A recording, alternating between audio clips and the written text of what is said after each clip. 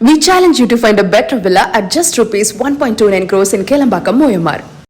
முந்தைய ஆட்சி காலத்தில் கட்டாயப்படுத்தி பள்ளி கல்வித்துறையில் பணம் வாங்கப்பட்டதாகவும் அதில் பாதிக்கப்பட்டவர்களில் தானும் ஒருவன் என சட்டப்பேரவையில் பேசிய அமைச்சர் மரிய வில்சன் தெரிவித்துள்ளார்.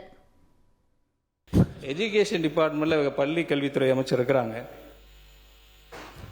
அவங்கள்ட்ட அந்த ரிவ்யூ மீட்டிங்கில் கூட நிறைய டிஸ்கஷன் போயிட்டு இருந்துச்சு. நிறைய இப்போ முறைகேடுகள்லாம் சொல்லிட்டு இருந்தாங்க. நிறைய பேர் மேலே வழக்கெல்லாம் போட்டிருந்தாங்க. சில இடத்துல பார்த்தீங்கன்னா கட்டாயப்படுத்தி தான் காசு வாங்கியிருக்கிறாங்க.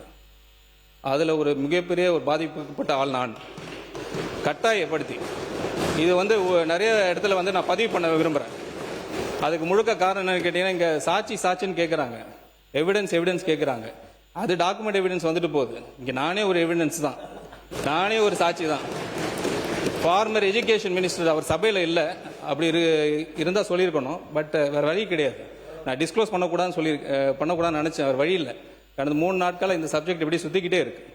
இதுக்கு ஒரு முற்றுப்புள்ளி வச்சு ஆகணும்.